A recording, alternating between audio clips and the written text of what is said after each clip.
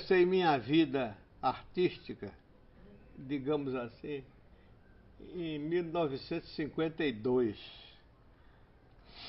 Eu nasci em 1932 e em 52 eu estava com 20 anos.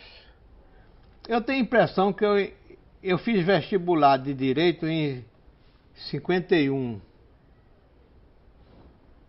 Eu era da mesma turma de Marcos Freire, Egídio Ferreira Lima, Fernando Coelho, um bocado de gente boa, sabe? E eu me dava muito bem com todos eles, apesar de eles estudarem direito. Eu não estudava, não pegava no livro. Eu só me interessava por arte, literatura, pintura. E naquela época, a faculdade era um núcleo importante. Tanto assim que em 1948 fizeram uma exposição magnífica de Cícero Dias. Chegou a... Eu vi a exposição, eu vi essa exposição. Tenho ela na memória. Já morava em Recife nessa época? Já, nessa época, eu estudei o exame de admissão. Em 43, meu pai me mandou para um internato do Colégio Marista, na rua Conde da Boa Vista. Era rua, não era... E era uma rua mais estreita. O colégio tinha uma... Da rua para o colégio tinha um espaço grande. Então eu fiquei interno ali. Admissão o primeiro, segundo, terceiro, quarto ano.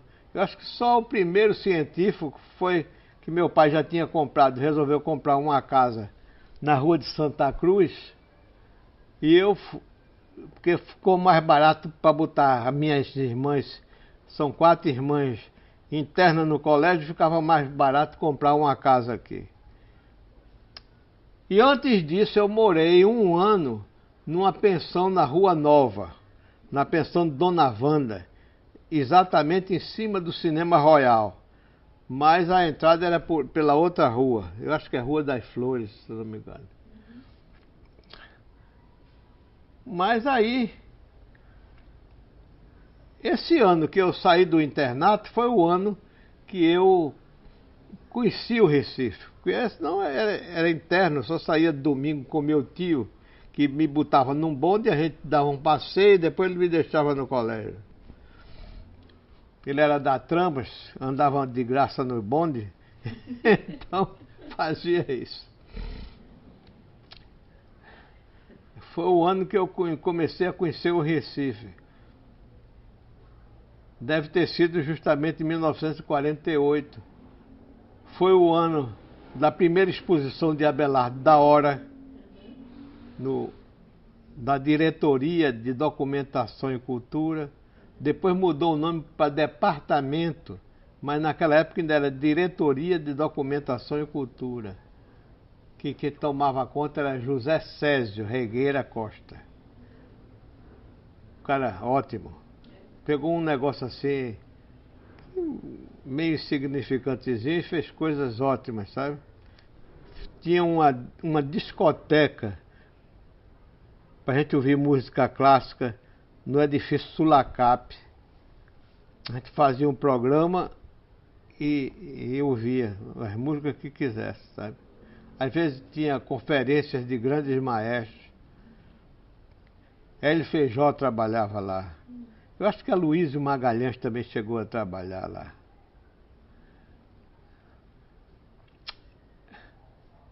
Então, nesse ano eu conheci, andando pela Rua da Imperatriz, entrei na exposição de Abelardo da Hora, que eu até recentemente, num artigo que eu escrevi sobre ele, que vai sair agora na revista Continente, eu digo que nessa ocasião eu descobri que existia escultura, que eu pensava que escultura, pintura era alguma coisa muito antiga, que não existia mais, sabe? Foi por acaso que você...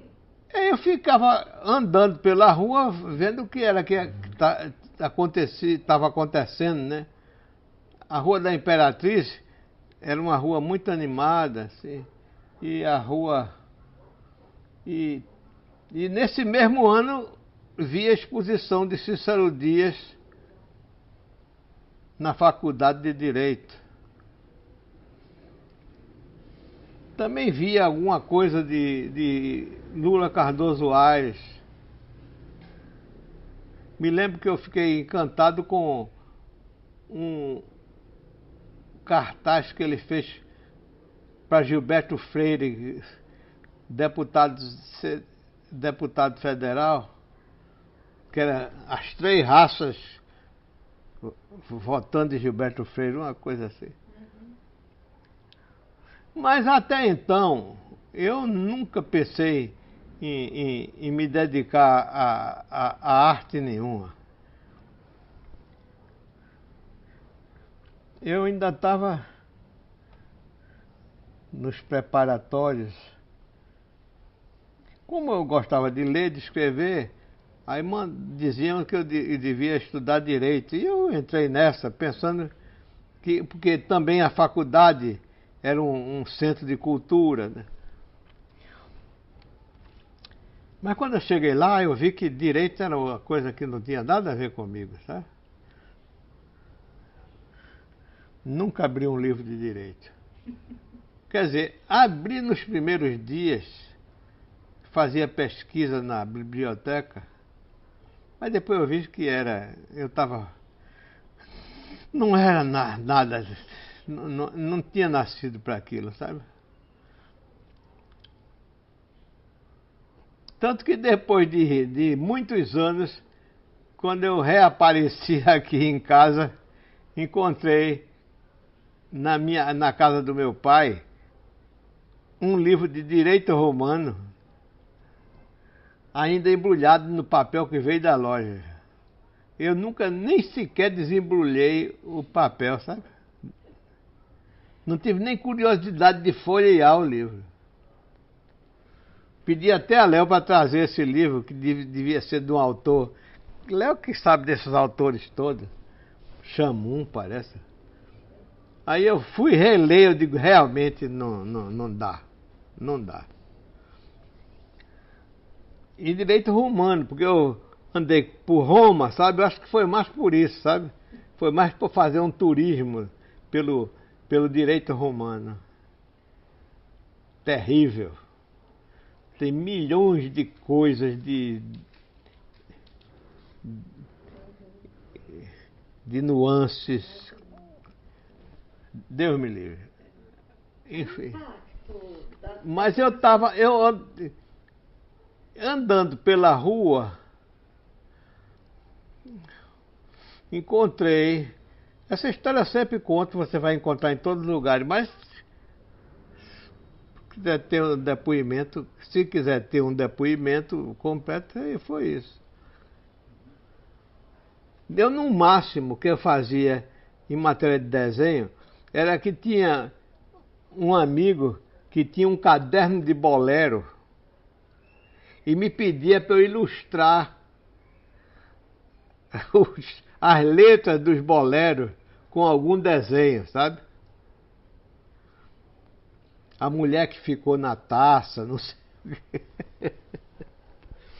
Mas sim, eu completamente perdido. Eu digo, meu Deus, o que é que eu vou fazer na vida? Eu sempre era o bom de desenho nas turmas do colégio. Que fazia o desenho da turma toda a classe tem um... Outro dia, não sei quem foi que disse que também, acho que foi Guita que também disse que fazia o desenho da turma toda. Eu era assim. E tinha outro cara que também gostava um pouco de desenhar. Mas eu achava que ele não era páreo para mim não, sabe?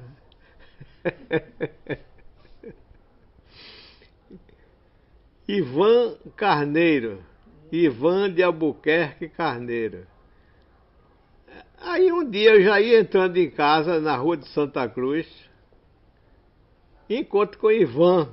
Eu nem me lembrava mais do nome dele. Ele olhou para mim e disse, você ainda gosta de desenhar? Eu disse, gosto. Ele disse, pois a gente vai abrir um ateliê coletivo. Eu digo, rapaz, mas eu não sei nada de pintura, nem de desenho, nem de coisa nenhuma. Ele disse, não, mas é pra gente assim mesmo. E era o ateliê coletivo que foi criado por Abelardo da Hora em 1952. É bom assinalar que recentemente, há, sei lá, poucos anos, aqui em Olinda, Bacário teve ideia de reabrir o ateliê coletivo, que não tinha nada a ver com o ateliê coletivo daquela época, sabe? Depois eu quero até voltar a esse assunto. Uhum, imagino. Vê se você anota e me diz para eu falar. Perfeito. Dessa diferença entre os dois ateliês coletivos. Uhum. E está aberta a minha braguilha, o que foi? Não, tá ótimo. Parece bom. Mas tem o calção por baixo, sabe? E depois dessa altura não faz mais a ninguém, né? Olha. É o fio, para não ter que filmar o fio que tá ali, o fio que eu botei. Mas aí Ivan ainda gosta de desenhar? Se gosta. Ele disse, a gente vai fundar um ateliê e tal, cada um colabora com uma quantia para a gente pagar o aluguel da casa. E eu topei aquilo sem acreditar muito, sabe? Sem saber que aquilo ia virar minha vida de perna pro ar, sabe? Bonito. Eu já tinha me esquecido de Ivan. Quando ele bate lá em casa, ele disse, a gente já alugou a casa. Eu pensava que eu nunca mais ia ver Ivan na minha vida.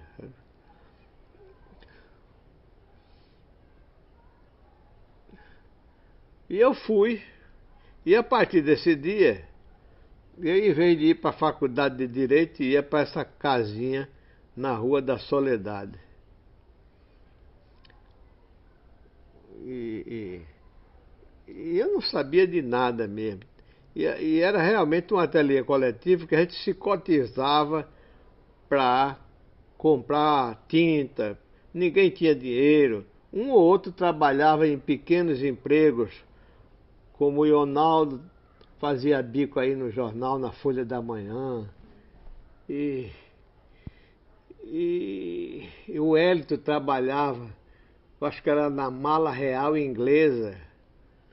Mário Laurites, acho que ninguém mais trabalhava. O Hilton. Reinaldo Fonseca já era pintor, mas eu acho que o Reinaldo Fonseca era de uma família que tinha alguma coisa, podia sustentar ele, não sei como era a vida dele. Tinha outro cara que era de família rica também, Antônio Heráclito Carneiro Campelo Neto, gente muito distinta, que eu tornei a ver em Roma. Quando eu, em 57, cheguei em Roma, já Antônio Heráclito estava lá, estudando teatro. Ele estudava costumes, roupas e não sei o quê. Tanto que foi ele que fez as roupas do filme. Era um filme que era uma, digamos, grande produção brasileira, com Tarcísio Meira, Dom Pedro I, um negócio assim. E pronto, eu comecei ali. Tanto que a primeira cota que a gente fez foi para comprar tinta. Ninguém sabia nem o nome das cores, sabe? Eu acho que só o Ronaldo era que sabia branco de chumbo, branco disso, daquilo, verde esmeralda. E terebentina. Sabe? E eu perguntei assim vagamente como era que se pintava numa tela. E a Abelardo disse, rapaz, lona de cama é bom. Era uma lona de... Meu pai tinha loja e fazia cama de lona. Aí eu prontamente estiquei uma cama, uma lona num quadro de pau que eu mesmo fiz. E quando a tinta chegou, eu mandei brasa. Eu não sabia que se preparava a tela, sabe? E a tinta chupava, a tela chupava a tinta toda. Eu nem sabia nem que tinha solvente. Eu tacava a tinta do jeito do tubo. Eu sei que eu imaginei uma mulher com um fundo verde para dizer que era canavial. E só antes de chegar na metade do fundo da tela eu já tinha gasto o verde todinho. Isso daí, essas histórias, nem precisa mais eu contar. Tem no livro Memória do Ateliê Coletivo. Pronto. Tá ali. Aí ficamos ali. Eu sei que teve uma hora que eu resolvi levar a sério isso. Eu quero ver o que é que estão fazendo aí pelo Brasil. A princípio, pensamos numa viagem. Eu, Samico e Ivan, pelo Rio São Francisco. Porque, por influência de Abelardo, a gente devia conhecer o Brasil, conhecer a realidade brasileira, que a arte devia ser feita para o povo, não sei o quê, aquela coisa aquele discurso do Partido Comunista, que Abelardo era do partido, e que foi criado por Andrei Zidanov. Onde tem isso direitinho é num livro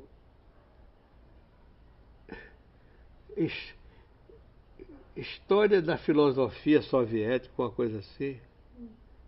O Dicionário de Filosofia da União Soviética. Tem essa história detalhada. Eu li isso num livro de Paulo Cavalcante e Magnólia disse que deu à biblioteca, a Fundação Joaquim Nabuco, ela tá até vendo se acha esse dicionário. Esse Andrei Zidanov foi o que estabeleceu essa linha do partido a partir da obra de Máximo Gorki. Que esse eu li maravilhado, sabe? Mas depois. No ateliê, Hein? Abelardo tinha essa influência, mas vocês Tinha. liam essa literatura? Tinha nada, né? Era tudo de boca. Era tudo de boca. É. Ele ensinava as coisas assim, a pintar, a fazer, desenhar? Sim. Tanto que, agora, pela morte dele, eu disse que eu tive dois pais, um biológico e outro que foi Abelardo. Abelardo ensinava a gente a desenhar, mas...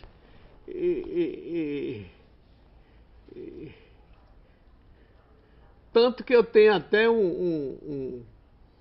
recentemente, eu nunca consegui me desligar totalmente dessa ideia da pregação de Abelardo. Arte para o povo. A arte deve ser uma arte que todos compreendam, que não fique só limitada a uma torre de marfim. Arte pela arte, narcisismo, esse tipo de coisa. A arte devia abrir a cabeça do povo, mostrar o Brasil como era, ao próprio brasileiro, e em vez de a gente tomar como modelo, sei lá, a mitologia grega, pegasse o gari, o trabalhador, e a gente pintava era isso, ia na olaria, na feira, via os trabalhos da população e tentava pintar essas coisas. E eu nunca me desliguei totalmente disso. Eu tive uma época que eu andei por São Paulo, fui amigo de Arnaldo Pedroso Dorta, como No instante eu estava ali falando sobre outro assunto, que era um muito sofisticado, era um grande desenhista, foi premiado na Bienal de Veneza e tinha muita influência nessa época lá em São Paulo. Eu conheci ele na casa de Caribé. Foi uma amizade da vida inteira, sabe? Até hoje, porque eu só continuo amigo dos netos dele, sabe? E, naturalmente, ele, um homem de uma grande cultura, eu me influenciei por aquela arte que eu via lá em São Paulo e tal. Eu fui muito influenciado pelo desenho de Arnaldo, arte abstrata, não sei o quê. Tirei prêmio na Bienal, tirei um prêmio de viagem para passar um ano em Roma. E, isso tudo mexeu com minha cabeça. Mas teve uma hora que eu disse, bem, essa época está encerrada, sabe? Essa época de aprendizado. Eu agora tenho que ver se faço alguma coisa para ficar, né? Uma coisa profissional, digamos, como eu pensava. Mas, e ao mesmo tempo, Ana Valeriane, uma amiga em Roma, colega da Escola de Belas Artes, ela dizia, você tem umas ideias socráticas. E começou a me ensinar italiano e a ler italiano e tal, e ao mesmo tempo eu aprendia com ela alguma coisa sobre Sócrates, sobre Virgílio, sabe? Ainda tem aí a geórgica, bucólica e tal, em italiano, que é muito bom, uma tradução muito próxima do latim. Tem uma musicalidade parecida. E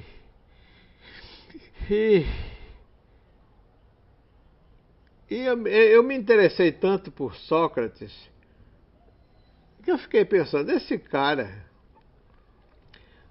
não devia ter problema nenhum de financeiro. Porque qualquer pessoa que ele encontrava, ele se dispunha a passar dias e dias discutindo um assunto.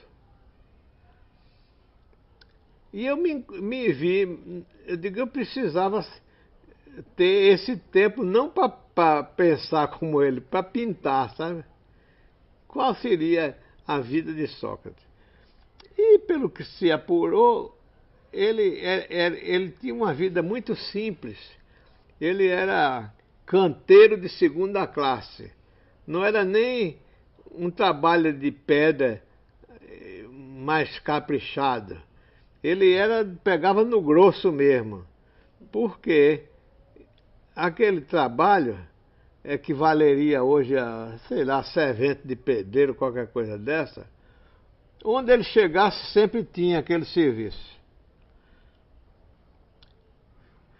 E era uma vida muito humilde. Justamente para que ele não precisasse se aporrinhar muito com o negócio de ganhar dinheiro.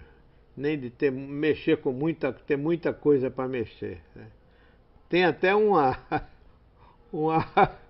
episódio que eu não sei onde li, que sempre me ocorre quando eu vou num shopping center ou numa exposição de sei lá de quê, e Sócrates olhava para aquelas coisas e dizia, quanta coisa que eu não preciso.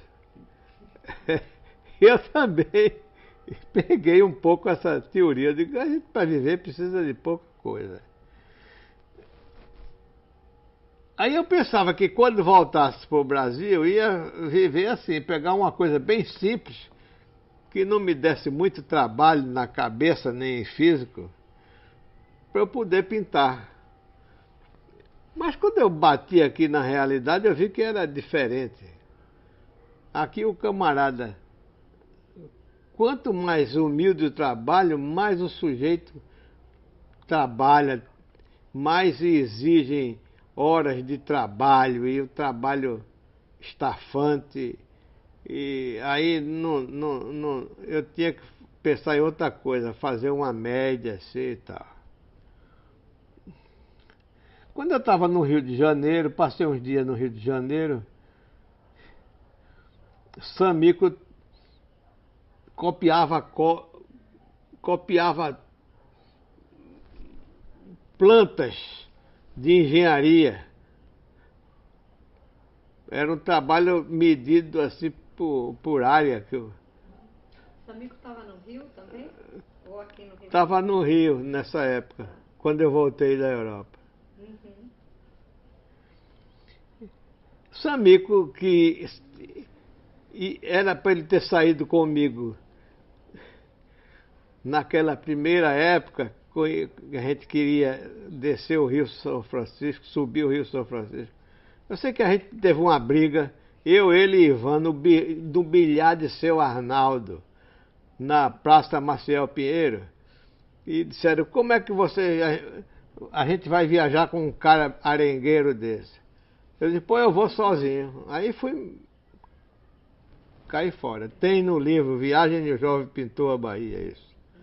Não a briga, eu acho. Tem como foi que eu saí sem nada, não queria nem que meu pai soubesse, não queria levar nem um tostão. Saí servindo de calunga de caminhão para ir para casa de um cara que eu não conhecia direito, em Feira de Santana. Uhum. E de lá foi que eu fui para a Bahia, ele me levou na Bahia, Raimundo Oliveira, grande pintor. No ateliê coletivo, eu vi que o que eu tinha de aprender ali, já tinha aprendido. Eu queria saber o que era que existia de verdade fora daqui. E foi isso que...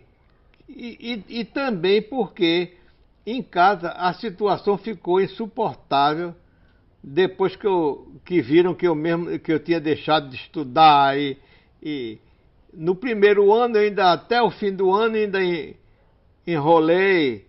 Mas quando viram que eu levei pau mesmo, que não estudei, até por não comparecer, aí a situação engrossou. E nessa época foi que eu me topei com o Ivan, e aí o negócio se agravou mesmo. Aí eu saí. Mas eu tinha será que a gente não está vivendo uma ilusão aqui, que não seja aí, que a pintura não seja mesmo isso? Será que é assim mesmo? Eu queria conhecer grandes pintores, conviver com gente que era tido como grande pintor.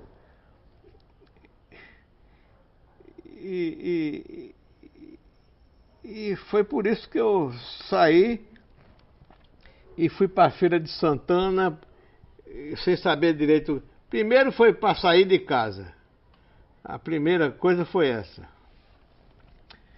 E para ver como era viver por conta própria, que eu nunca tinha vivido. E até em casa achavam que eu queria era moleza, não queria fazer nada e viver às custas do meu pai.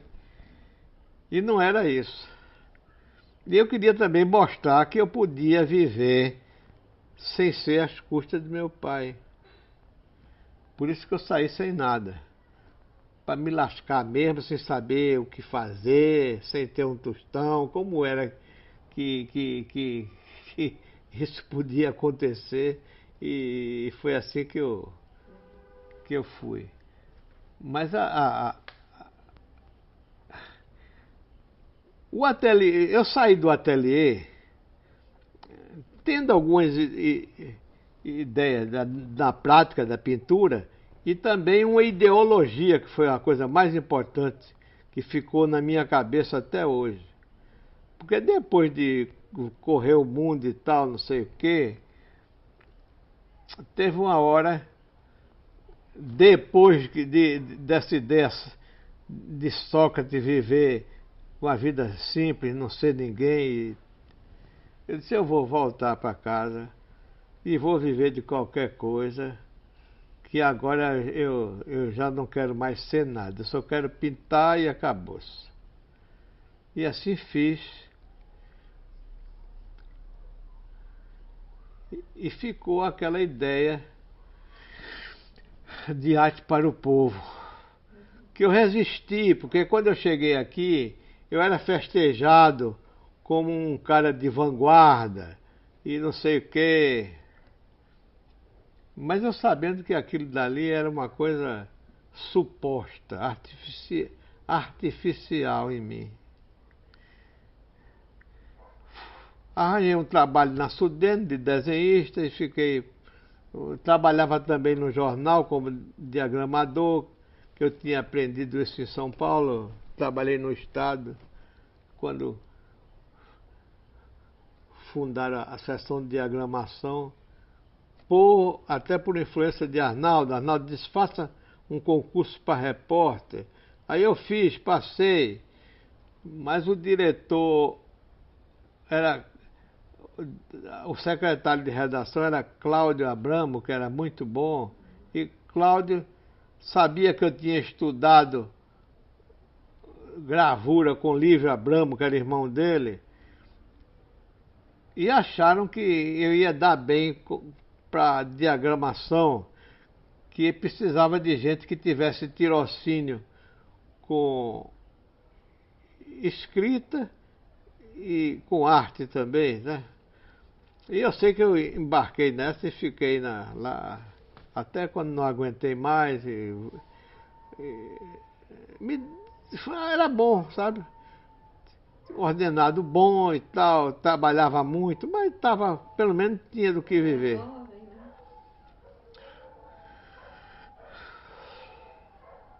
E quando cheguei aqui, um belo dia, eu casei, já tinha filho, e eu me perguntava, para que foi mesmo que eu inventei essa história de pintura? Que eu não sabia por que mais estava fazendo aquilo, sabe? Eu não sabia o que eu queria em matéria de pintura. E um dia foi que eu me lembrei, eu digo, eu queria saber pintar aquelas coisas que eu tinha vontade de pintar. A mangueira que tinha no fundo do quintal, o passarinho que eu achava bonito, paisagem, essas coisas. Eu digo, eu vou fazer isso.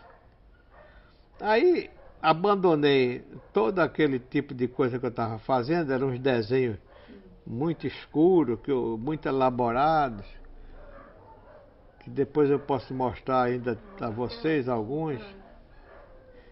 E me sentei uma madrugada, morto de vergonha que alguém me visse, e fui pintar um larguinho que tinha na frente da minha casa, na Rua do Bonfim, o Largo do Bonfim. Sentei no beiço da calçada, que tem uma ladeirinha assim, que ficava mais alta. Botei um caixão, botei um quadrinho em cima e comecei a pintar. E aí comecei a pintar assim, sem ter que dar satisfação a ninguém, por puro prazer, sabe? Ganhava ordenado na Sudene, de desenhista, e em casa eu fazia essas coisas. Depois passei a pintar passarinho, que era uma coisa que eu queria muito pintar. E voltei àquela história também de pintar tipos do povo e tal, gente que passava na minha rua, o carnaval que tinha na minha porta, né? Na Rua do Bonfim. Minha irmã tem até um quadro muito bom dessa época, A Burra do Rosário. Eu sou um resultado do ateliê coletivo. E também sou um resultado de mim mesmo. Das viagens, dos encontros. Não, do menino que eu era em Ipujuca. Eu sou um cara rural. Eu vivia dentro das canas, vendo cambiteiro, essas coisas, sabe? no fundo coincidia um negócio com o outro. Eu pensava que arte era, assim, uma coisa que só os camaradas muito eruditos fossem capazes de fazer e tal. Mas depois eu vi, não, o que eu estava perdendo era justamente isso. Era o que eu tinha mais que salvar do que esquecer. E comecei a fazer isso. Tem até Marco Polo, que escreveu o texto do meu livro, disse que todo mundo aqui percebeu isso, que de uma hora para outra eu desapareci, eu não era mais aquele.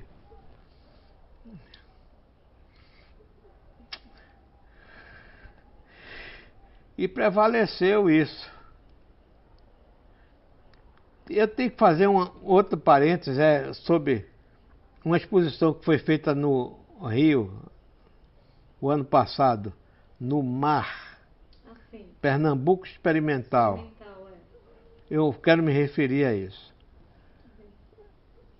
Se é que vocês estão com o propósito de fazer um negócio longo mesmo. por favor. Então, isso daí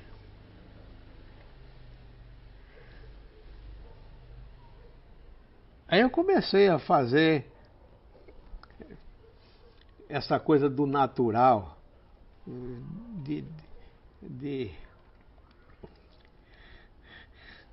Tinha um padre que era amigo meu, Dom Gerardo, Dom Gerardo Martins, que era até irmão de Hélio Feijó e de Eros Martim Gonçalves.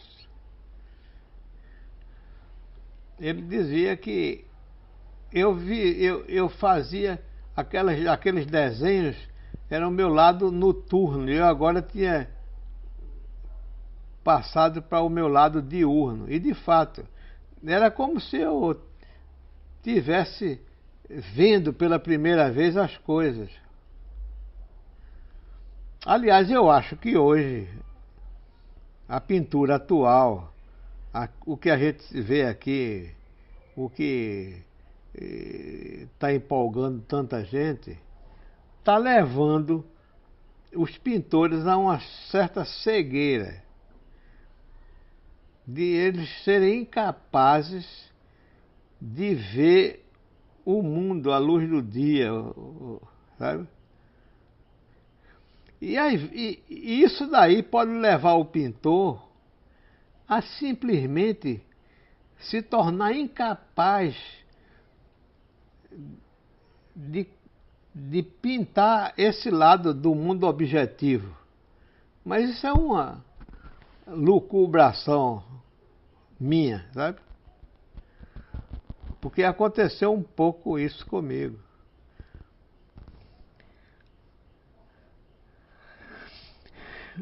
Isso eu ainda tenho outro gancho para fazer, mas eu acho que eu devia incluir logo agora. Eu também já disse isso muitas vezes.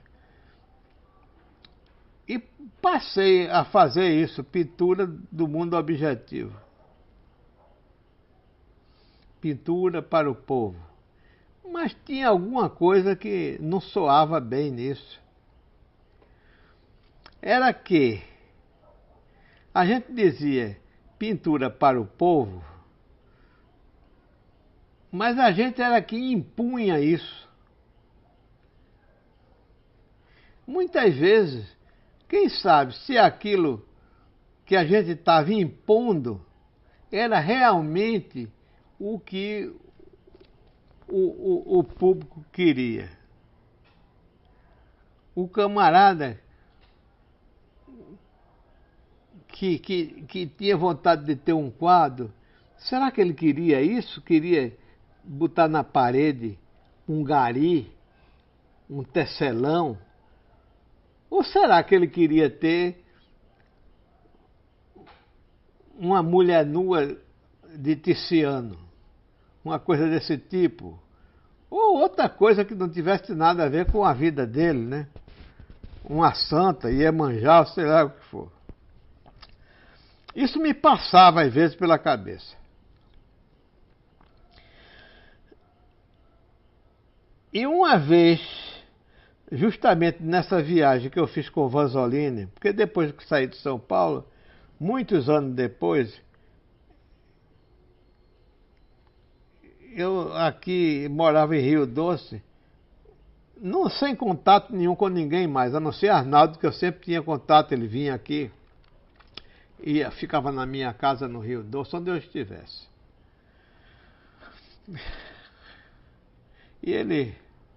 E Vanzolini me ligou, quer conhecer, você ainda tem vontade de conhecer o Amazonas, a região amazônica? Porque enquanto todo mundo queria ir para a Europa ou para não sei onde, eu digo, eu gostaria muito era de conhecer o Brasil. E falava sempre o Amazonas, a região amazônica. Eu disse, eu quero. Ele disse, então pega uma passagem na Varig e amanhã a gente se encontra em Belém. Aí eu fui na Varig, tinha uma passagem lá para mim, eu peguei o avião, fui para Belém, encontrei com ele e passamos 2 meses no Rio Madeira. Eu não dormi um dia em terra, foi sempre dentro do barco, sabe? No dia que cheguei já dormi dentro do barco lá em Manaus. Era um pequeno barco de pau de 16 metros, muito rústico. Que ele dizia que esse negócio de barco de pesquisa americano, que para cada um tem um laboratório, só dava despesa e não tinha importância nenhuma. Lá a pesquisa era feita em cima da mesa que a gente comia, sabe? Um cara estudando rã, ele estudando cobra. E eu sei que eu passei 2 meses aí no Rio Madeira. Mas em todo lugar que a gente chegava, o barco era preso. Porque nessa época, 1975, estava havendo guerrilha. O Brasil não sabia, mas os delegados de lá já estavam todos avisados. Devia chegar um barco atípico, não comprava nem vendia. Que barco é esse? Ah, é pesquisa de zoologia. O que é que faz? Pegar lagartixa, pegar rã. Os delegados não se conformavam com isso. Ficava desconfiadíssimo. O Vanzolini tinha uma carta do presidente Geisel autorizando a pesquisa, mas os delegados pensavam que era falso e tal. Todo lugar que a gente chegava, já sabia que ia ser, o barco ia passar uma semana preso ali. Às vezes menos, às vezes mais. Até que o delegado apurasse direitinho o negócio e tal. Não tinha nem telefone, nem rádio, nem porra nenhuma. Era um negócio meio por acaso, de mandar recado. Não sei nem como é que eles se comunicavam. E num desses lugares, em São Carlos, em Rondônia, um delegado que se chamava Seu Felizardo, que era um cara muito rústico. Eu sempre assinalo que há pouco tempo teve uma novela com um delegado chamado Felizardo. Eu digo, vão pensar que eu estou copiando isso daí. Mas se vocês quiserem pesquisar, vão em São Carlos, que lá tinha um homem, aliás, da Paraíba, ele disse que era ex-cangaceiro e que se chamava Felizardo. E Seu Felizardo, todo dia, 7 horas da manhã, estava dentro do barco. Todo de branco, um lugarejo que não tinha nem rua, sabe? Tinha umas casinhas assim na beira da mata só. E ficava o dia todinho ali. E ficou nosso carcereiro. E ao mesmo tempo íntimo. A gente conversava com ele, ele adorava, porque ali ele não tinha nem com quem conversar. Uma vez o Vanzolini perguntou a ele, Seu Felizardo, é verdade isso que dizem aí, que o senhor todo ano mata um? Ele disse, infelizmente, eu nunca pude me livrar desse vício. Para você ver que tipo de gente.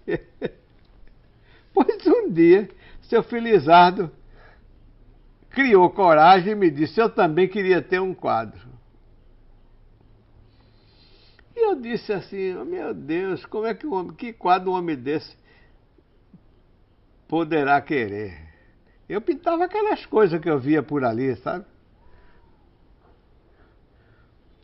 Paisagem, os caras pescando e tal. E ele disse, eu queria um índio flechando uma arara. Eu digo, tá bom. Na mesma hora eu mandei brasa, fiz o índio flechando a arara, ele ficou na maior felicidade. Levou o quadro para casa, eu disse, isso vai melar, isso é a óleo, precisa uma semana ou mais para secar. Ele disse, já, não precisa botar em canto, eu sei onde é que eu vou pregar, de trás da janela. Eu disse, e se alguém passar a mão? Ele disse, que é doido? Eu sei que nessa ocasião, eu disse, olha, a gente diz que faz arte para o povo, mas ninguém nunca perguntou o que era que o cliente quer que a gente pinte. Está faltando isso.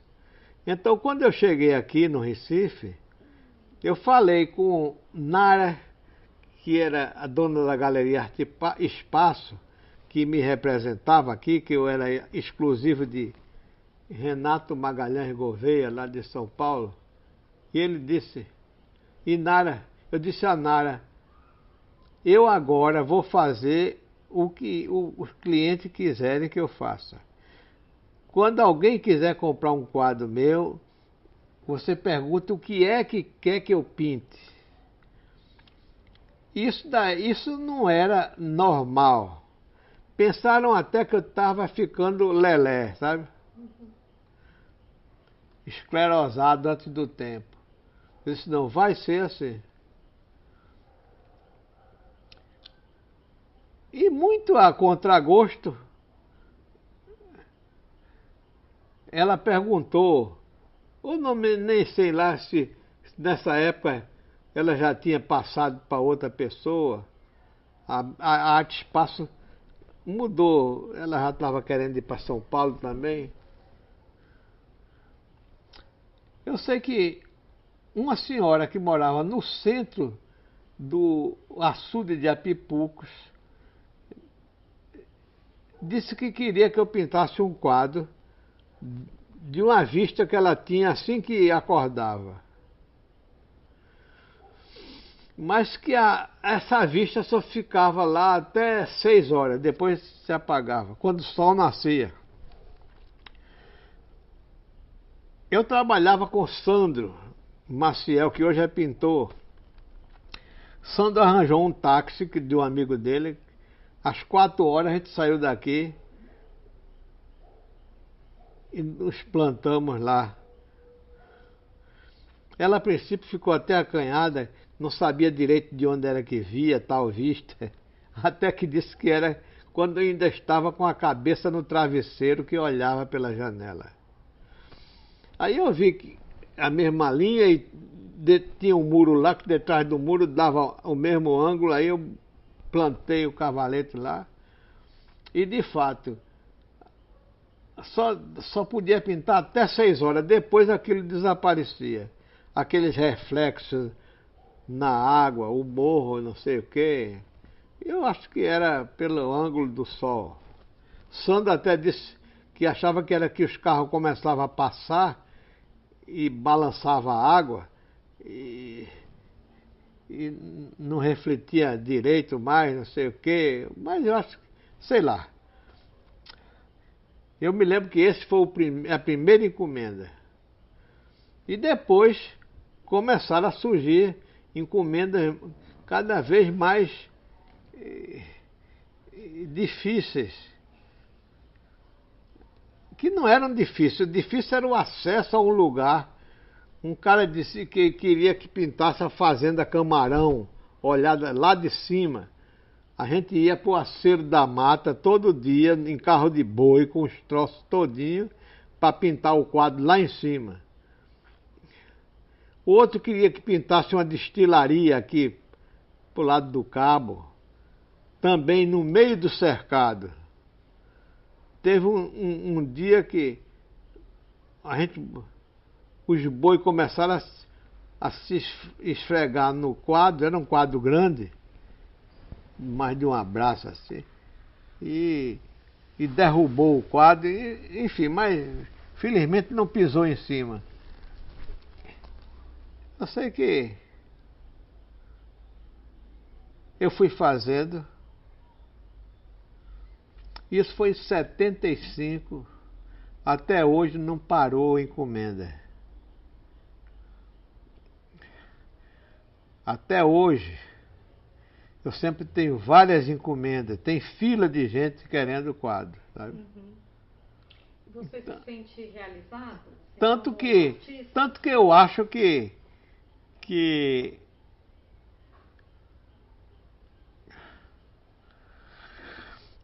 eu acho que a ideia foi boa.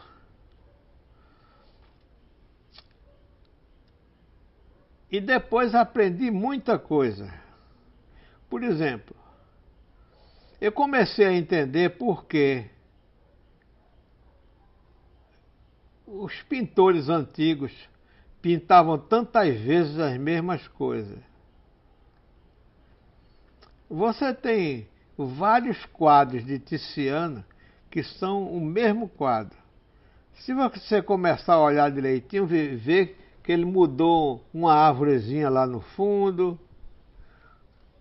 Tem um quadro, uma mulher deitada e um cara tocando órgão, que ele pintou várias vezes. Eu tenho aí reprodução de vários desses quadros. E tem um que é considerado imoral. Mas só depois que só depois que você lê o que é imoral no quadro. É porque o cara que está tocando órgão, nos outros quadros, ele está olhando para a cara da mulher. E nesse daí ele está olhando para a barriga da mulher. É a única coisa de diferente entre um quadro e outro. E aqui acontece. Esse quadro que você viu sair hoje daqui é um quadro que uma pessoa pediu para eu pintar de novo um quadro que ela viu no meu livro, sabe? E eu tenho que fazer.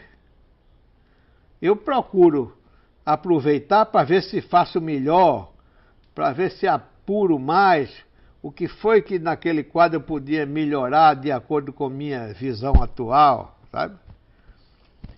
E assim eu não fico estagnado. E também notei que há uma liberdade muito grande no meio do público não especializado, digamos, sabe? Mais até do que entre os entendidos. Eu tenho aprendido muito sobre o que é que a pessoa quer de um quadro, sabe? Eles me dizem.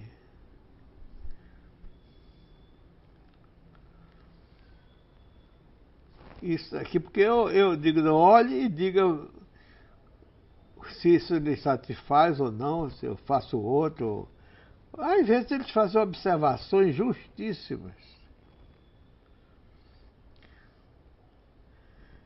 E também a história da pintura tem sido feita nessa base.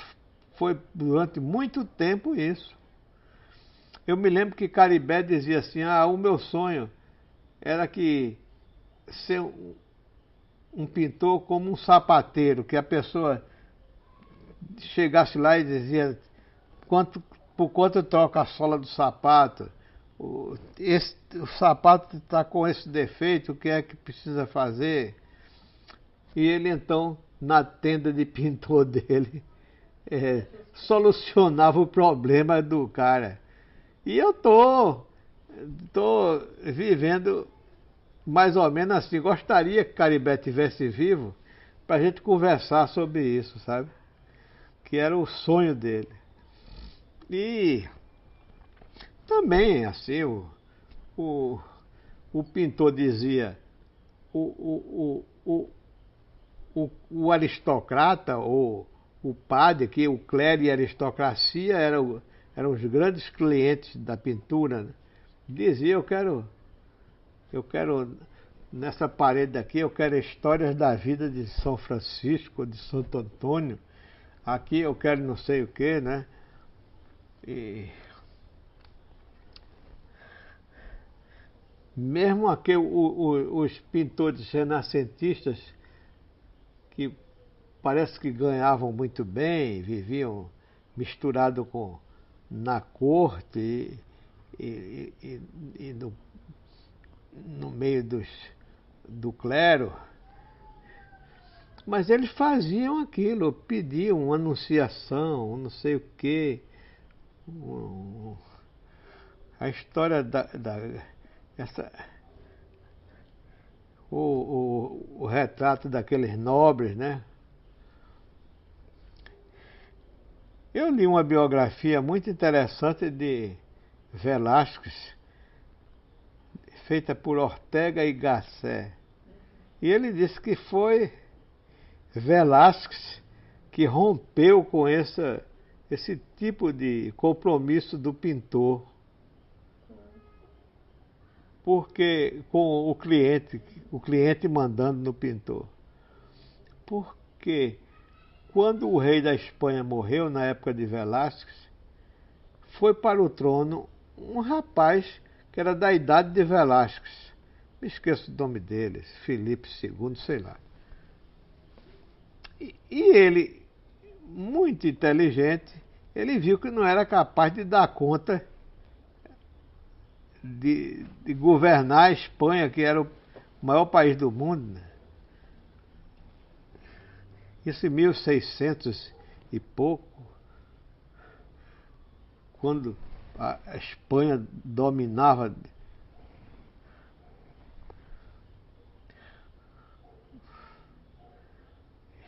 E ele entregou a um cara de confiança dele, o Conde Duque Olivares.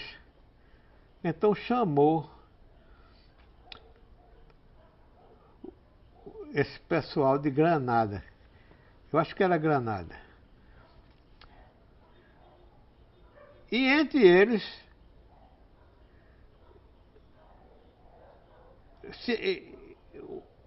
Olivares se aconselhou com um pintor, um pintor mais velho dessa cidade, perguntando quem era que nomeava para pintor da corte, que era o sonho de todos os pintores, né? Era uma espécie de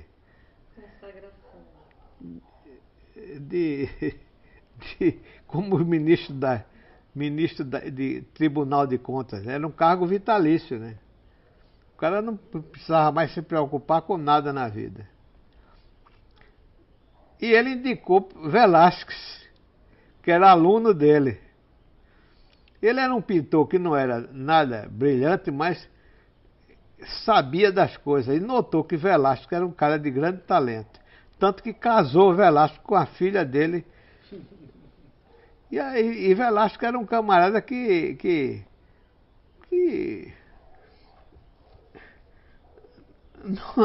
não tinha.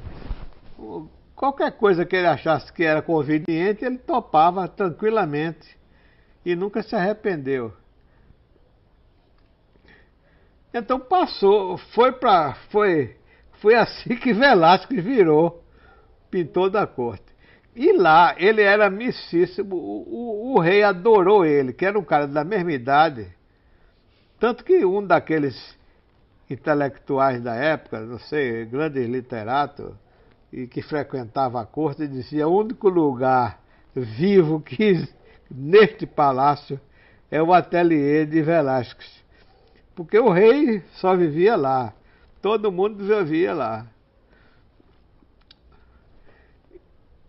E também Velázquez não tinha que dar satisfação a ninguém. Pela primeira vez na vida, um pintor podia fazer o que bem entendesse, que todo mundo achava graça. Tanto assim que os quadros dele são as coisas mais descontraídas que você possa imaginar, né? aquelas meninas, cachorro, não sei o quê. Era uma coisa assim. Aí encomendavam também, mas ele fazia do jeito que bem queria. Deixava o quadro inacabado para a pintura da época. Ortega y Gasset disse que era inconcebível que achasse que aqueles quadros estavam terminados. E solucionava do jeito mais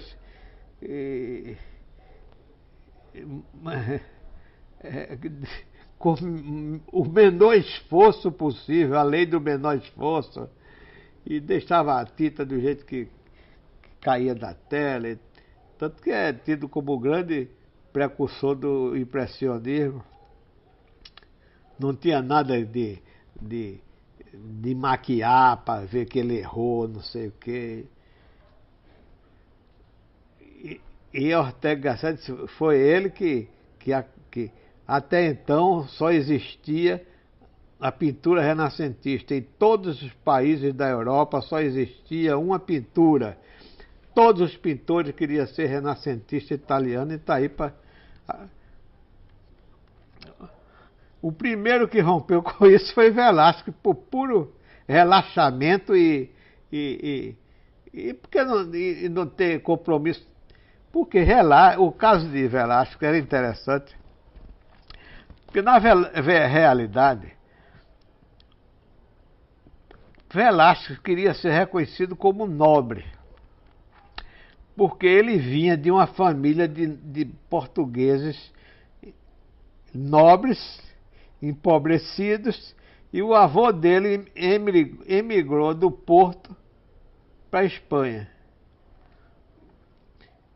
E a grande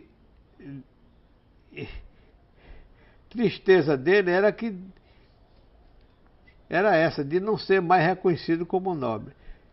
Esse chamado para ocupar um lugar na corte dava a ele esse status a que ele tanto aspirava. E era isso que ele queria, nada mais. Nunca brigou para ganhar mais dinheiro, nem nunca fez. Tanto que uma vez Filipe, o rei, eu acho que era, não sei se é Filipe, eu tenho até a vida dele, que por acaso, sem saber nada disso, eu gostava de ler biografias e um belo dia, há 40 anos atrás, comprei a biografia de Conde Duque Olivares, porque era grosso e eu gostava de livro grosso. Eu li muitos livros porque era livro grosso, sabe? E uma dessas foi, tanto li a vida de Conde Duque Olivares, como a vida de Alfred Speer, que foi arquiteto de Hitler, Speer, né? Como os Buddenbrook. Eu sempre fui tarado por livro grosso. Pois o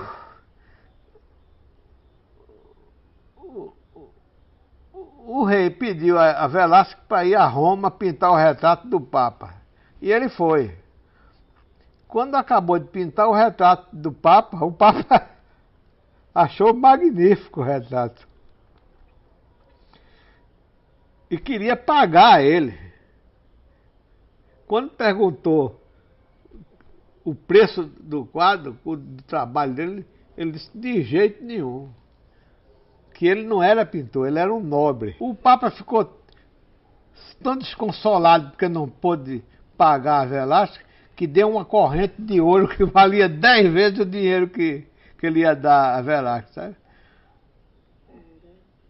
Enquanto que os pintores viviam se matando para chegar até o papado, ele chegou lá ao rei da Espanha sem fazer força, viveu o tempo todinho no palácio. Só saía quando o rei mandava ele na Itália para ver alguma coisa. Eu estava vendo que um quadro de Corrégio foi ele que trouxe da Itália para o Prado. Mas você sobre o mercado aqui. Sobre o mercado. Essa saída por encomenda. Pois é. Quando o seu Felizardo disse isso, eu perguntei a ele o que ele queria, ele imediatamente disse: o índio flechando no arara. Eu disse: olha, muita gente quer um quadro. Mas não tem quem pergunte a ele o que é que ele quer. Não tem quem ofereça a ele o que é que ele quer, sabe? Aí foi uma coisa mais comercial, eu acho. E uma vez eu li uma entrevista de um cara muito rico, eu acho que era Paul Getty o nome dele. Que ele nunca quis dar entrevista, mas uma vez deu, acho que uma na vida dele inteira. E o repórter perguntou o que é que a pessoa tem que fazer para ganhar dinheiro. E ele disse 3 coisas. Uma delas que eu não esqueci mais foi procurar saber o que é que estão procurando e não existe quem ofereça. Foi o que aconteceu comigo, sem eu não ter tido nenhum comercial. Eu digo, ó, tem muita gente que quer um quadro, mas não tem a quem pedir, não tem. Hoje ficou de uma maneira que é gafe você dizer a um pintor o que é que quer. Quando nunca foi. Desde que se conhece pintura, até a Revolução Francesa, pintura era isso. O pintor recebia encomendas do clero, da nobreza e tal. Durante. Bem, isso daí eu já estou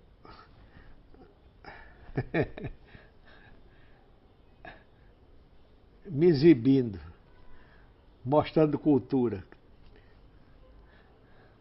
Não era essa a tua pergunta, mas a partir quando o clero e a nobreza perdeu a força, quando degolaram Maria Antonieta e o marido dela, Luís XVI, e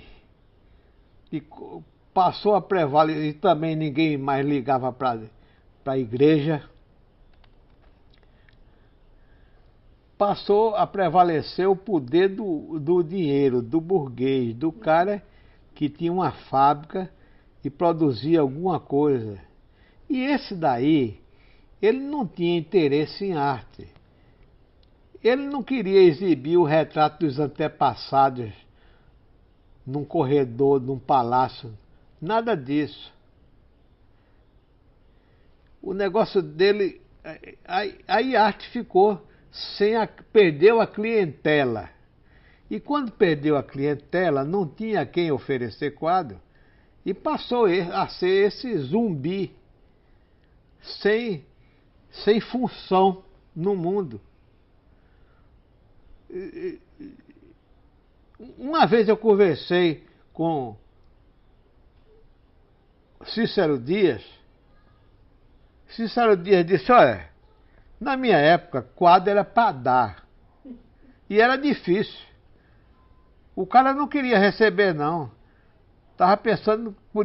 Ficava pensando que estava sendo vítima de uma armação ali daquele cara, né? Que isso depois ia ser cobrado de alguma maneira. Ficou desempregado. Aí ficaram pintando para ele próprio, entre si. E pintura se tornando uma coisa cada vez mais refinada, como se fosse uma droga para alguns iniciados.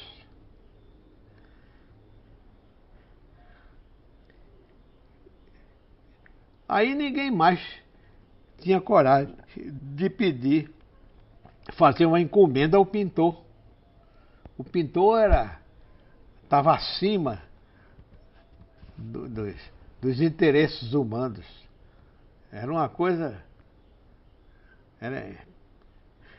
contraditoriamente, pintava por inspiração divina.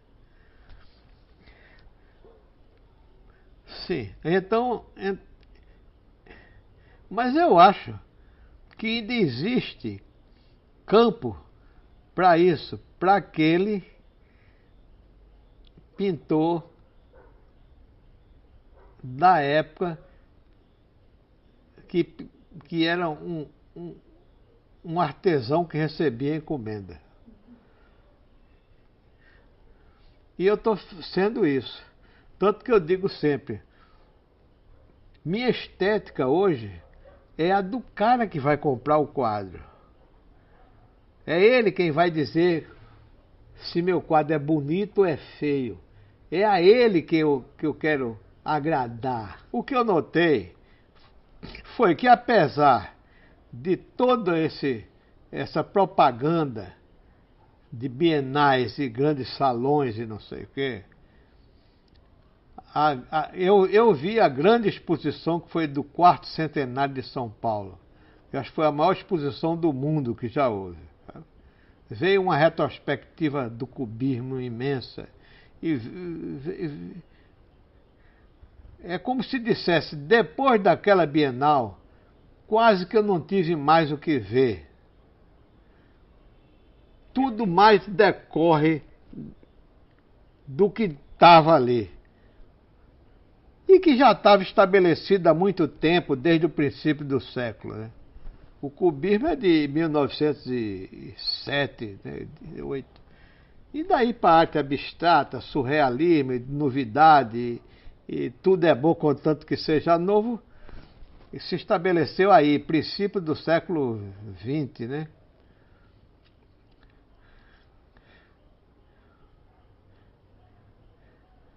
Mas, se você for ver, nessa época de 1950, que foi a época dessa grande exposição, você olhando para o passado daqueles pintores que estavam ali como pintores geniais, eles tinham morrido na miséria. Leia a vida de Picasso no princípio do século. A vida de Modigliani, a vida de Braque, a vida de todo mundo. Não havia, eles continuavam desempregados e continuam desempregados até hoje. Continuam desempregados até hoje. Numa dessas bienais mais recentes, me convidaram, não sei porquê, e eu fui para um hotel onde estavam os convidados. E tinha uma rapaziada nova que fazia performance, isso e aquilo. Embora que isso tudo é de 1916, é época do dadaísmo. Mas eu disse, como é que vocês vivem? Ele disse, tinha um casal que estava no auge, não me lembro mais o nome, e ele disse, a gente chega no lugar, aí lava prato, troca a hospedagem por serviço no hotel. Eu digo, meu amigo, isso daí tá certo. Para um cara de 18, 20 anos, muito bem. Mas o cara vai criar seus filhos e dar de comer aí, botar os meninos na escola com esse tipo de vida? Não dá. Ou, sei lá, contratado por firmas para adquirir. Há poucos dias eu digo, como é que o camarada, a produção do cara é fazer um monte de terra no meio do salão? De que é que ele vive? Tanto que uma crítica até importante, Clarissa Diniz, que é uma pessoa séria, Clarissa disse, pois encontra quem pague pelo direito de botar uma pá de terra no meio do salão, paga o direito. Enfim, eu não... Aí não me pergunte que eu não sei. Eu sei como é que eu vivo. Que o cara me encomenda um quadro, eu pinto e entrego. E e não posso subir muito o preço dos quadros. Não, aliás, não posso subir, não quero de jeito nenhum, para não virar um cara elitista, que só 3 ou 4 possa comprar um quadro meu. Eu quero assim, que muita gente possa comprar, que meu pai dizia, olha, o melhor freguês da loja não é um senhor de engenho que vem aqui, compra meia loja e passa um ano para pagar e às vezes até me passa calote. O melhor freguês é a menina que chega no balcão e diz, seu Amaro, mamãe disse que mandasse um carreté de linha bispo e joga dinheiro no meio do balcão. Esse é o freguês.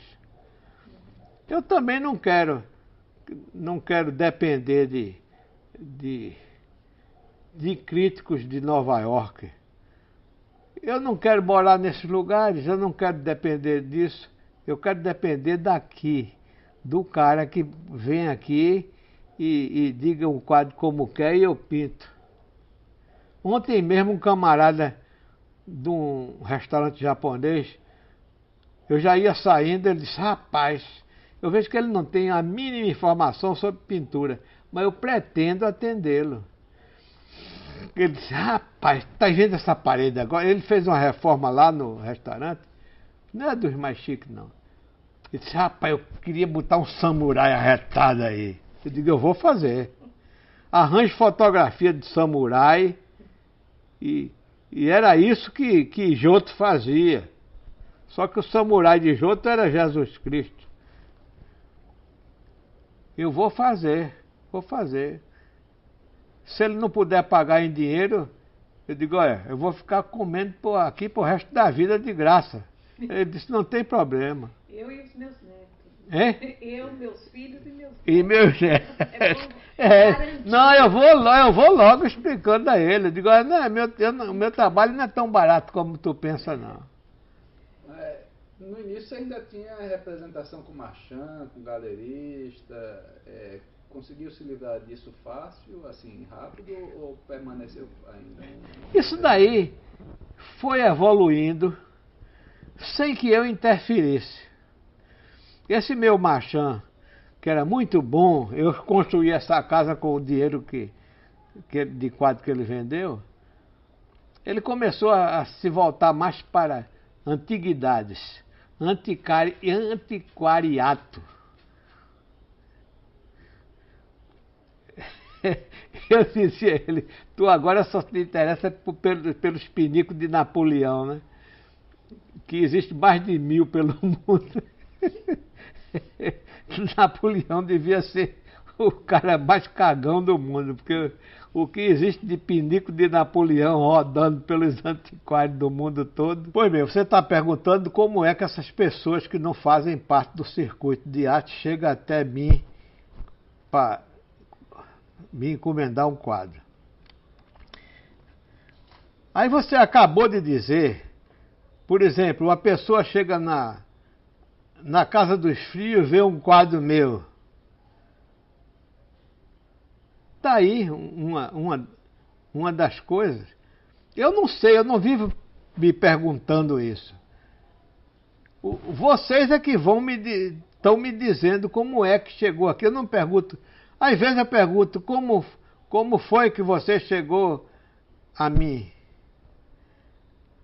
Ah, porque eu conheci um dentista que tem um quadro seu. Não sei quem falava muito de você.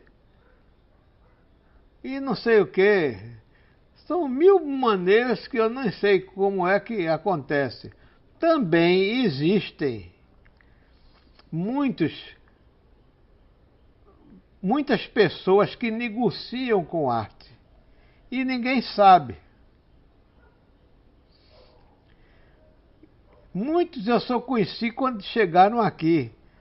E só passei a saber que eles negociavam com arte, porque ele vende um quadro, volta, encomenda outro, volta, encomenda outro e volta, encomenda outro, sabe? Agora, onde esses quadros vão parar, eu não sei. Às vezes eu sei.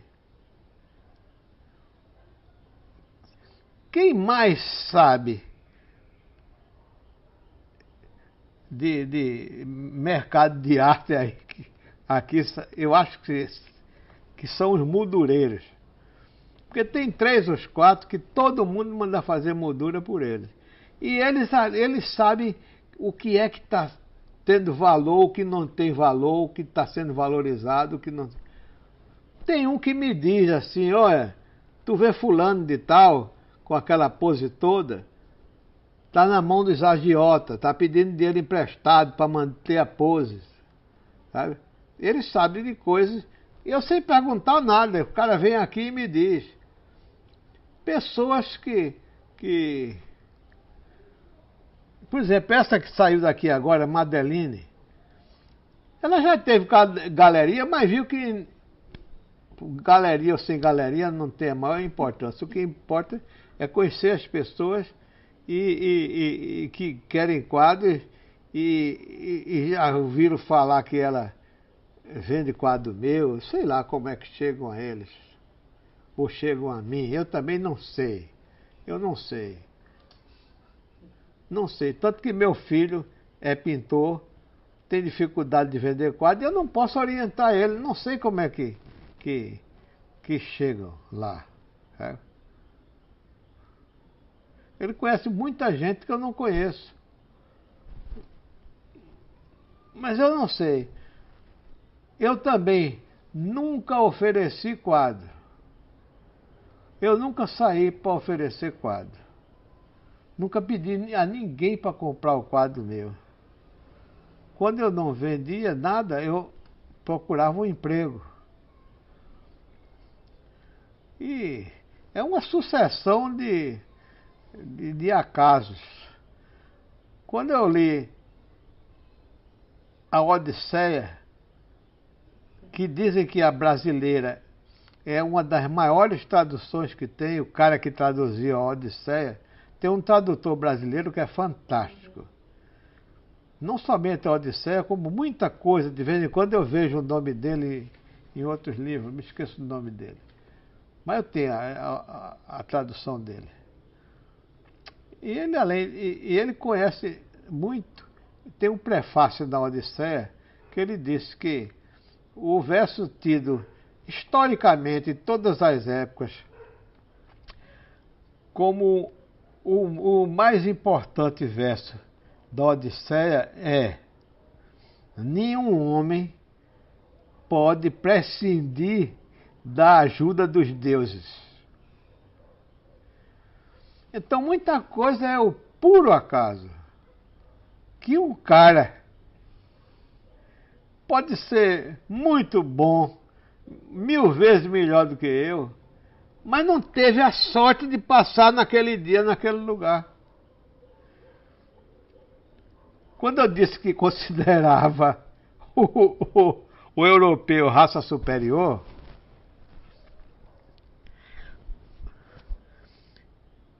é porque um dia eu estava em Louvain, eu vivia farejando, depois que eu passei um ano lá em Roma,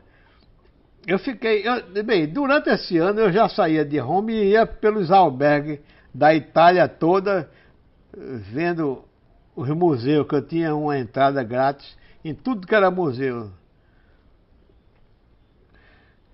E eu viajava muito, de trem sempre. Era mais barato de ir de trem, era tão barato que era uma maravilha. O atraso do Brasil é não ter trem. Eu meço uma das medidas de ver o progresso do país é trem. Tem trem? Não, então tá fudido. Então eu andei a Europa toda com trem. E vivia farejando onde era que tinha. Os próprios camaradas dos albergues diziam: olha, em tal lugar tem uma casa assim que hospeda estudante. Em tal lugar vai ter não sei o quê. E eu ficava por dentro de tudo. E soube que tinha uma casa do estudante na Bélgica, que nessa época os estudantes estavam de férias, e a casa de estudante hospedava estrangeiro. Da minha idade assim, estudante, que eu não tinha nenhum título de estudante, mas eu tinha o documento que era da Escola de Belas Artes de Roma e não sei o quê, e aquelas coisas dos documentos, aquele papel para se hospedar nos albergues, sei lá o quê. Eu sei que eu me apresentei lá, em Louvain, ou Louvain, nem sei. E foi até engraçado, porque eu bati na porta e veio um rapaz, moreno, tipo assim, mas pequeno, do teu tamanho assim. Aí, quando eu bati na porta, ele chama você de baixinha, é? Aí, aí o cara me deu um abraço arretado. Eu disse, oxe, que negócio é esse? E ele disse em espanhol, nós mostramos a esses europeus o quanto valem nossos índios. Eu disse, pô, o que é que está havendo que não me disseram, né? Aí ele disse, o Brasil acabou de ganhar o campeonato do mundo. Foi no dia que eu cheguei em Louvain. Na mesma tarde, fazia 5 minutos que o Brasil tinha ganho a Copa do Mundo. Aí eu cheguei lá, me apresentei, Madame Morin. Aliás, ele tinha um cônsul aqui que também se chamava Morin. Mas não sei, tem nada a ver uma coisa com outra. Madame Morin gostava muito de arte e ficava conversando comigo, sabe? Foi engraçado quando eu cheguei, porque ela disse que língua você se expressa melhor. Para não ficar num quarto com... Porque era 2 em cada quarto. Para não ficar num quarto com um camarada que eu não pudesse conversar, só falasse alemão, digamos. Ou sei lá o quê. Eu disse, olha... Aí eu disse, dava para entender francês, italiano, espanhol, português, inglês com alguma dificuldade, mas dava para me comunicar. Aí ela disse, tá certo. Aí mandou o tal mexicano, que eu acho que era habituê lá da casa já, me levar no quarto tal. Aí ele me levou eu, com as maletas e ele me ajudando. As maletas não, era uma maleta só. Bateu na porta, quando a porta se abriu, um hindu. Eu digo, tô fodido, o que é que eu vou conversar com esse cara? Aí ele disse, muito prazer. Era de Goa. Mas disse que não sabia escrever uma palavra em português. Ele aprendeu português com a mãe dele, que só falava português com ele. E falava muito bem. Correto, feito português de Portugal. E quando o marido dela, o marido de Madame Morin era químico em Bruxelas. Ela não tinha filho, devia ter muita grana, e fez essa casa para estudantes. E no dia que eu vim embora, eu me despedi dela, disse, Madame Morin, cadê o lenço? Tá bom, deixa pra lá, não precisa não. Madame Morin, infelizmente eu vou ter que ir embora. Porque eu disse a ela as coisas que eu gostaria de ver na Bélgica. O políptico do Cordeiro Místico, do cara que inventou a pintura a óleo, Jean Van Eyck. O ateliê de Rubens, que continua em Antuérpia do jeito que ele deixou.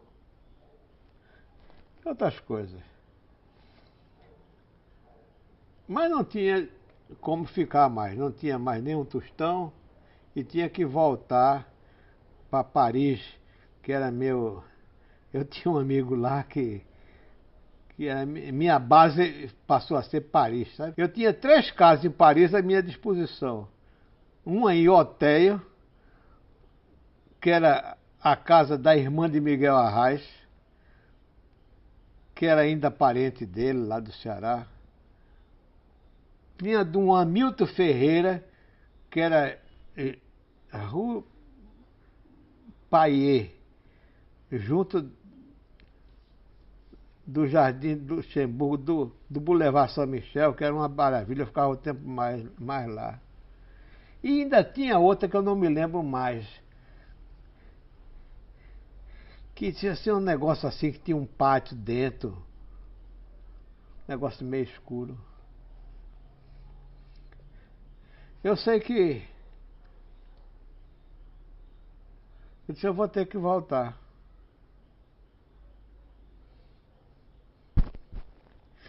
Nesse dia, eu estava dentro do carro do marido dela, de manhã cedo, e o marido dizendo, essa mulher não sabe que eu tenho horas.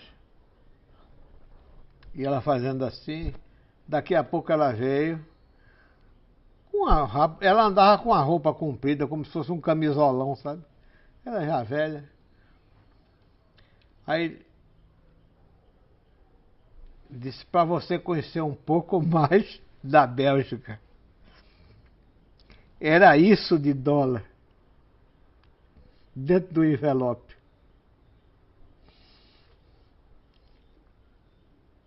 Eu nunca vi um brasileiro que pudesse fazer isso. Ou que tivesse raça para fazer uma coisa dessa.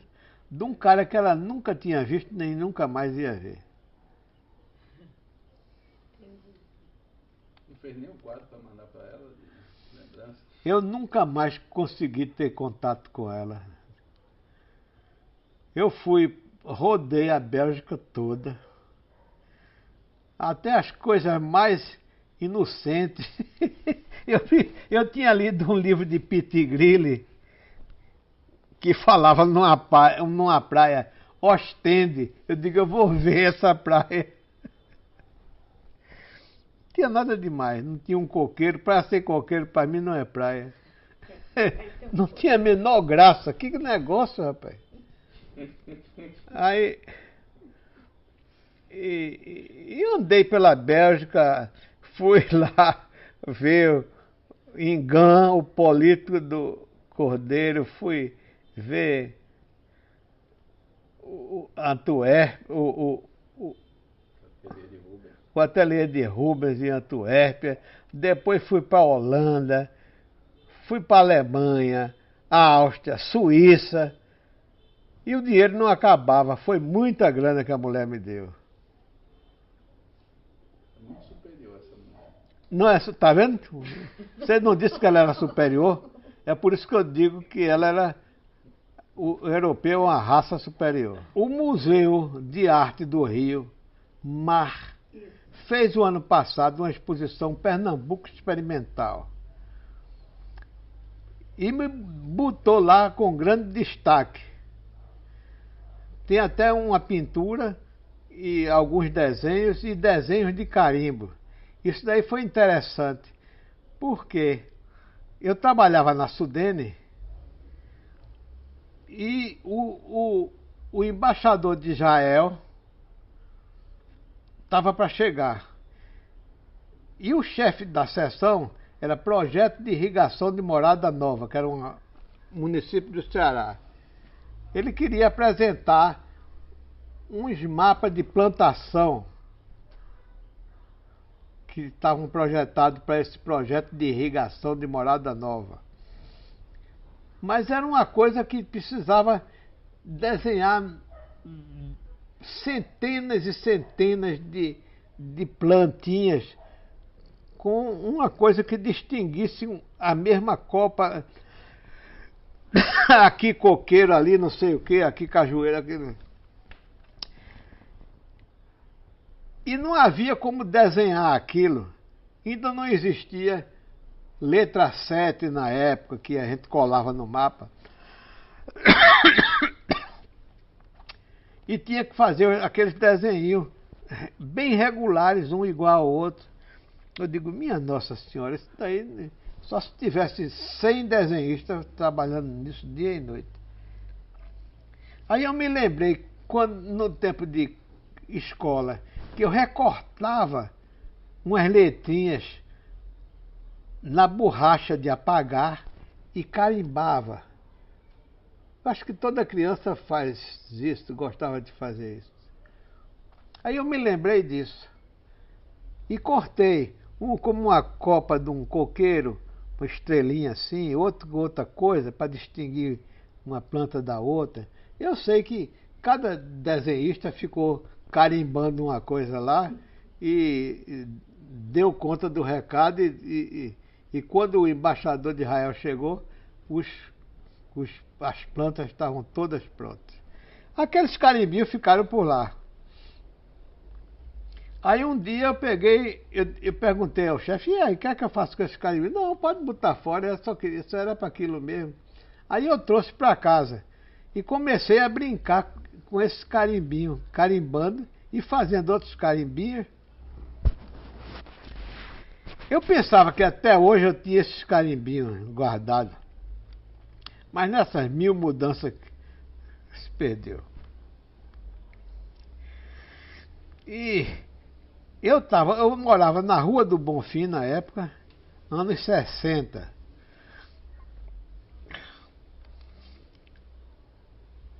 E eu estava brincando com aqueles carimbos. E chegou João Mar Muniz de Brito com um poeta do Rio Grande do Norte, mas que morava no Rio, Moacir Cirne. E Moacir apareceu. Quando olhou aqueles carimbinhos, disse, você está fazendo poema processo. Isso é poema processo? Eu nunca tinha ouvido falar nisso. Você já ouviu falar nisso? Já. Já, né? E foi assim que esses carimbinhos foi que eu fiz um bocado. Aquilo para mim era um descanso, uma higiene mental. E engraçado que nas teorizações dos poetas processo, tinha isso, de o cara produzir poesia sem estar imaginando que aquilo fosse poesia. A poesia podia sair dos trabalhos mais diversos de pessoas que não tivessem comprometidos com produção poética. E era o meu caso, que eu estava fazendo aquilo simplesmente sem saber de que porra é isso. Isso nem é desenho, nem é nada. E foi assim que, por esse caminho, eu entrei entre os experimentalistas sem ter nenhuma intenção. Eu nunca tive intenção de ser. Se há uma coisa que eu nunca tive ímpeto, nem morri de vontade de ser, foi vanguardista. Eu nunca tive essa. Aí você viu, Paulo Tolo? Hein? Numa fala sua, Sim. no começo da nossa conversa, Sim. você fala assim, eu voltei para cá e eu fui visto, assim, eu era um vanguardista. Depois... Pois é, fui visto como? Simplesmente porque eu praticava uma arte que era a influenciada por Arnaldo Pedroso Dorta e outros desenhistas. Nessa época, eu parei até de pintar, só fazia desenho. Estudei gravura com livro Abramo, mas a influência maior era o desenho de Arnaldo Pedroso Dorta. E foi por isso que eu cheguei aqui com áreas de vanguardista, sabe? Correu a notícia, você vê, naquela época, entrar na Bienal era um negócio fantástico. E ser premiado, porque tinha prêmio de Bienal, dos melhores, e era uma coisa... O prêmio era insignificante, mas ninguém queria saber disso, não. Foi prêmio da Bienal. Tem muita coisa que o camarada pode explorar, sabe? Eu nunca me fiz muita força por isso, não. O que eu estava pensando mais era em como ganhar a vida. E nunca me servi desse marketing, não. Mas às vezes acontecem umas coisas que você não esperava. Por exemplo, o Banco Santander tinha um espaço lá dentro do Recife e acabou com esse espaço. E passou agora a colaborar com o Museu do Estado. E Pedro Frederico comentava comigo, mas que coisa, rapaz, uma coisa tão boa, pensando nas grandes exposições feitas lá no Espaço Santander, né? Inclusive uma que veio a rainha da Holanda inaugurar, coisas de Maurício de Nassau, não sei o quê. E sempre exposições de grande expressão. E eu escrevi, Santander, eu gosto de você. Uma coisa bem coloquial. Eu tenho impressão, engraçado, esse artigo que saiu no Jornal do Comércio, eu dei a Pedro Frederico, e Pedro Frederico disse, deixa comigo que ele vai ser muito bem publicado. E saiu numa terceira página no Jornal do Comércio e foi muito festejado.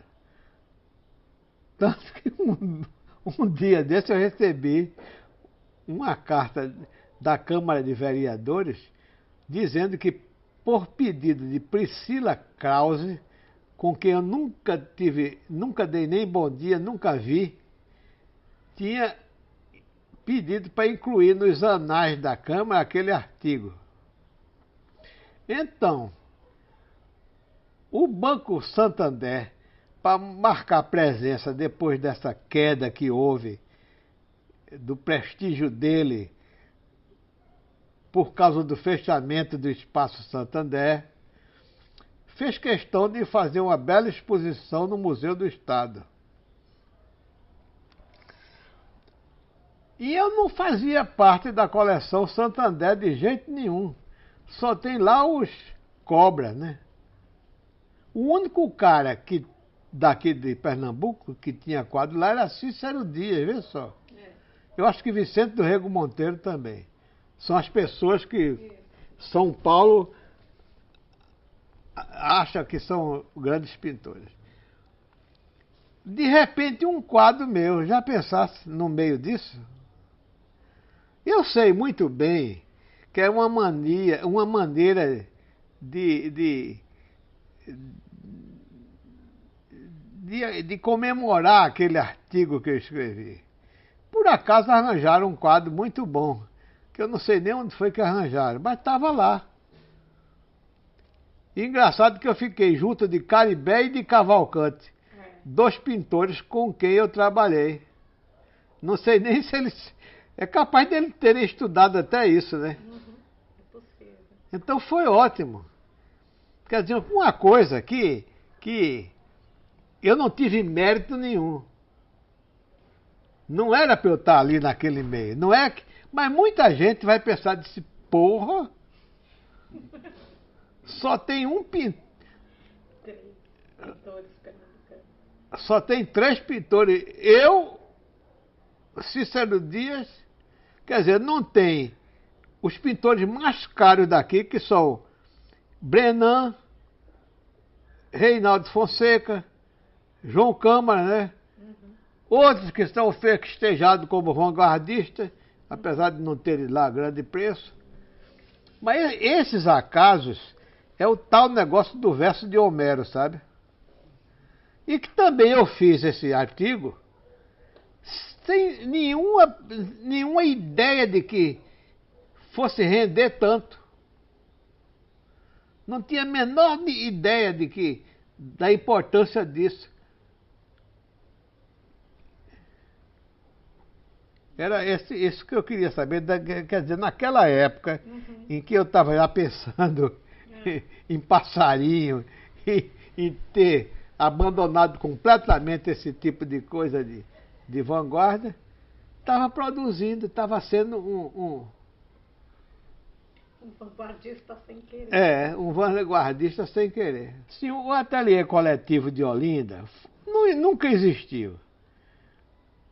foi feita uma plaquinha, eu acho que foi Samico que fez uma plaquinha de madeira, e que era uma coisa que Bacari inventou e chamou outras pessoas para ver se reeditavam esse ateliê coletivo que ficou uma lenda. E que na realidade era muito pouca coisa, de concreto assim, sabe? Não, mas justamente por isso era que era coletivo, porque um se apoiava no outro, um aprendia com o outro. Abelardo dava aulas de desenho rápido. Eu nunca tinha tido uma aula de desenho, nunca tinha desenhado um modelo vivo. Não era nu, não, era vestido. Um se via modelo para o outro e aprendia a pintar um com o outro. Como é que se prepara uma tela, como é que se faz isso, como era que a gente comprava tinta, pagava o aluguel. Nenhum isoladamente podia fazer nada daquilo. Enquanto que, na época que Bacário inventou esse ateliê coletivo, o coletivo era só no nome, porque todos já tinham uma vida particular, privada, que não tinha nada, não precisava nada do outro. Samico vivia a vida dele, eu vivia a minha, Gil Vicente vivia dele, e Zé de Barro, e não sei quem, e Guita, e Maurício Arraes, não sei quem, cada um tinha a sua vida particular, não precisava do outro para nada, a não ser para tirar um retrato e dizer que era coletivo. Não existia de fato nada ali coletivo, enquanto que no nosso existia profundamente.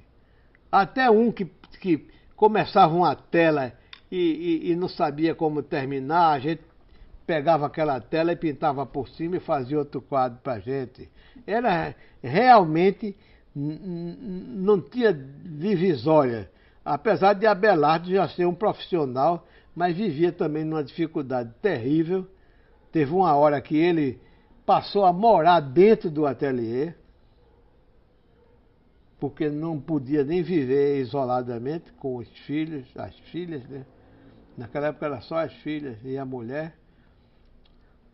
Então, um dependia realmente do outro e dependia até, não somente materialmente, como moralmente. Eu era hostilizado em casa, mas tinha o apoio daquele pessoal. Eles gostavam de mim, me tinham em grande conta, e eu tinha em grande conta todos eles. Isso era realmente coletivo e não havia emulação, não havia um querer ser melhor do que o outro, passar o outro. E a gente torcia para que todo mundo fizesse uma coisa boa e que dali saísse uma arte que pudesse ser mostrada. Mas tinha alguma disputa com o pessoal da Escola de Belas Artes entre vocês? Não existia, não tinha ninguém lá da Escola de Belas Artes. Mas alguma disputa entre o que vocês faziam e o que eles faziam? A gente não considerava Escola de Belas Artes. E a Escola de Belas Artes era uma coisa que já tinha morrido, já tinha ficado para trás.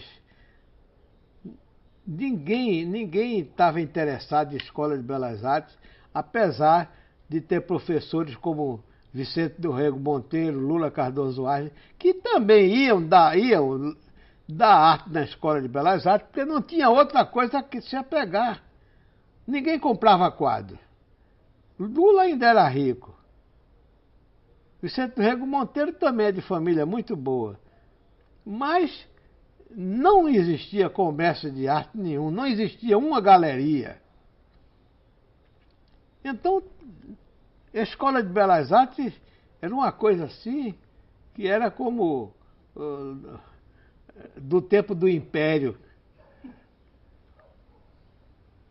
Mas que não tinha peso nenhum. E a ida lá para a Itália, para a Escola de Belas Artes, como é que você, assim... Por quê? Porque o Instituto que deu essa bolsa não tinha informação nenhuma de coisa nenhuma. Tanto que eles queriam esse Instituto Rotellini, não é Rossellini, Rotellini, não tem nenhuma letra dobrada. Era de um senhor cujo filho foi expedicionário e morreu na Itália. Então ele pegou o que seria a herança desse rapaz e transformou em bolsa para estudantes brasileiros que quisessem estudar na Itália. E todos, pelo menos no ano em que eu fui, todos tinham um curso superior. Era médicos, era isso e aquilo. Tanto que eu estudei com um médico, eu era muito amigo em Roma de um médico que eu encontrava sempre no instituto quando ia receber dinheiro, e gostava, a gente se deu muito bem porque ele sabia falar italiano, ele era gaúcho, morreu até há pouco tempo. Ih, rapaz, esse me escapou. E ele me orientava, que eu não sabia nada de italiano, eu tinha dificuldade de falar tudo, eu não sabia de nada. E o instituto lá em Roma se viu na obrigação de me matricular em algum lugar para eu poder receber dinheiro como fosse um estudante brasileiro na Itália. Então descobriram esse curso lá na Escola de Belas Artes, que era esse curso livre de História da Arte, do NU e da Escola de História da Arte. Então eu fiz esse curso lá, que era aberto a qualquer estudante estrangeiro. Scuola Libera del Nudo. E tinha também a parte de História da Arte. E eu fui para lá e desenhava e tal. Mas logo eu vi que já era uma coisa que... dessas coisas que eu não estava a fim de aprender mesmo. Como se fosse a Escola das Belas Artes daqui, que eu não queria nem passar na porta para não cair nos mesmos vícios de sempre, sabe? Eu não queria saber como era que se pintava na Escola de Belas Artes. Eu fazia questão de ignorar. Existia também uma teoria no mundo todo de que o cara tinha que ser puro. Eu li isso Engraçado que isso daqui, falava-se disso, isso aqui, se valorizava o analfabeto, as expressões mais puras de cada lugar. E na autobiografia de Orozco, que é ótima, Caribé quem tinha esse livro, e eu li, na biografia de Orozco ele dizia que lá no México também só era confiável o cara que fosse analfabeto. Havia essa tendência nativista de um radicalismo danado, tanto que o maior teórico mexicano da época de arte, que eu não sei o nome dele, é José Maria não sei de quê, José não sei de quê, ele mudou o nome para Atl, A-T-L, Atl, que significa água, na língua náhuatl, que era a língua que os astecas falavam. Para você ver a que ponto chegava o radicalismo lá. E aqui também. Dizer que fez curso da Escola de Belas Artes era um atraso. Era como um camarada que tivesse dado um mau passo na vida, sabe? Uma vez eu disse, sabe qual é a sua desgraça? Disse a Gil Vicente, é que você estudou na Escola de Belas Artes, você nunca vai se livrar disso.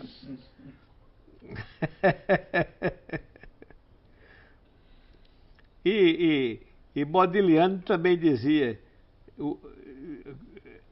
ele diante de Picasso, que Picasso era um cara absolutamente livre, ele achava, E dizia que ele se culpava do o meu danado olho de italiano, que não deixava ele dar voos mais altos, sabe? No fundo ele era sempre um classicista, sabe? Estava ali dentro dele, encalacrado. Era isso.